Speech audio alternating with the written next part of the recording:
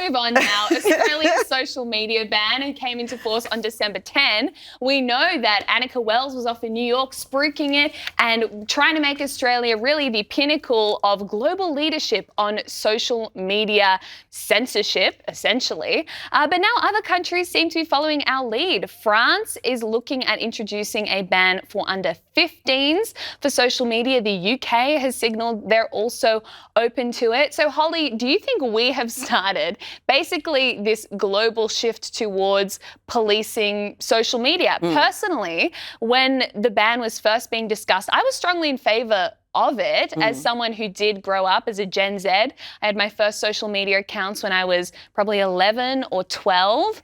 And I did see the harm it did, particularly to young girls when we were 13, 14, 15. It was terrible. But when you look at how this is actually being implemented, the potential for it to be used in the wrong way and government overreach that could result from it, are you worried at all about what we in Australia may have set off globally? And I think this is nothing but political gesturing. I think it's going to achieve absolutely nothing. Kids are, if not very inventive at how to get around all of these sorts of things. And as we know, as apps were being banned, the kids were just going to different apps that haven't been banned yet. So interestingly, after Bondi's occurred, Annika Wells not only got away from her travel expenses, but has not yet had to really report to anyone about how successful this ban has been. I do think it's about censorship. I do think it's about controlling the message. Kids are going to get around it and it's political posturing, but I think politicians around the world, and I think parents have been looking for something. I just don't think this is the answer at all. Look, January 10 will mark 1 month. From what I'm hearing, and I'm doing some work for the UK on how it is working here, so I'm actually been speaking to a lot of teens to find out whether they have been affected by the ban. Virtually, I would say, of the 10, 15 I've spoken to, only one has been knocked back on any social media site. So from Snapchat to Instagram, TikTok, they may have been asked for age verification, but they have tricks around it. They screw up their faces so they look like they have more wrinkles. They start doing searches on their phones for things like aged care or for booking flights or things that will make them look, the algorithm will think that they are older. So in terms of us seeing the efficacy of the policy, I don't think we're going to see it, and I certainly don't think that we're going to achieve what we want to. And as you know, News Corp has pushed very, very strongly on let them be kids. And I feel I've raised 2 daughters who went through that age group as well.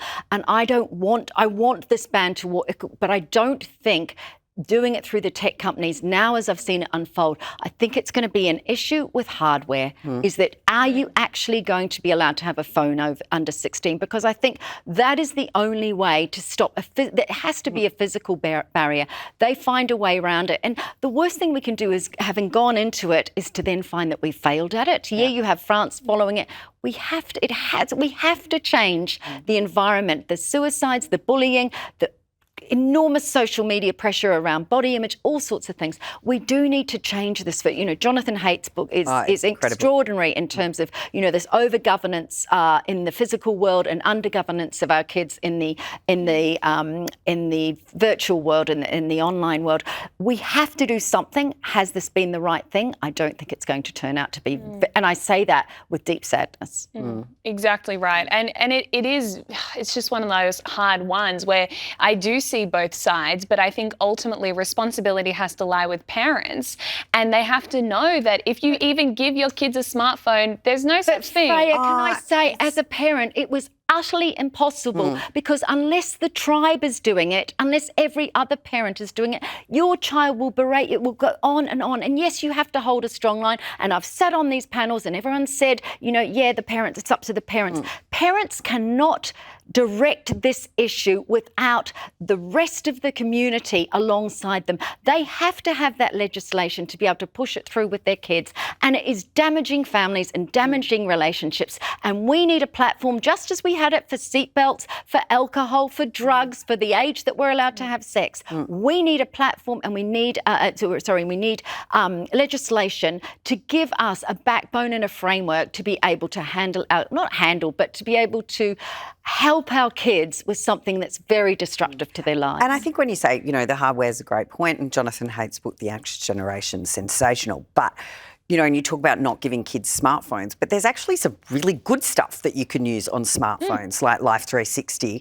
Not that you're stalking your kids, but you can see where they are. And, it was part of the condition when my daughter got a car was that she had Life 360 because it actually tells you how fast they're driving. That's for your benefit. Did your mum have Life 360 on you? My mother wouldn't have known where I was at any given moment. And look how independent you are. Look how safe you've been. Because you actually had to appreciate risk yourself. Then. Yes, because you looked at your own risks. Now, if we can as parents step back and think we don't need to monitor our kids every minute of the day, and we can actually give them the independence that they and the risk taking, they will have a sense of capability and of strength and a self-determination to actually want to run their own lives and not be so driven by what's on here. Oh, and I think developing resilience in children is one of the things that's been significantly lacking. If you look at a lot of the generations coming through, they just don't have that sort of ability to make their own decisions. I mean, I used to get up on a weekend and head off to the tennis courts or the beach or whatever, and I wouldn't get home until, you hear that stories, and I'm not that old, but you hear the stories of people, you went out and you came home when the sun was up and there were no mobile phones, you may have called your mum from whosever house you ended up at later in the afternoon, but you didn't have access to this, but the kids have had it since birth. Wasn't your sense of peace and yourself and how you operated in the world, wasn't it so much greater? Yeah. Yeah. Yeah, and there was more, independence and ability to make decisions, and your parents didn't know where you were and what was going on. But, as I say, getting around things, you got around things with fake IDs back in the day when they were actual physical licences, not that so I heard through a friend.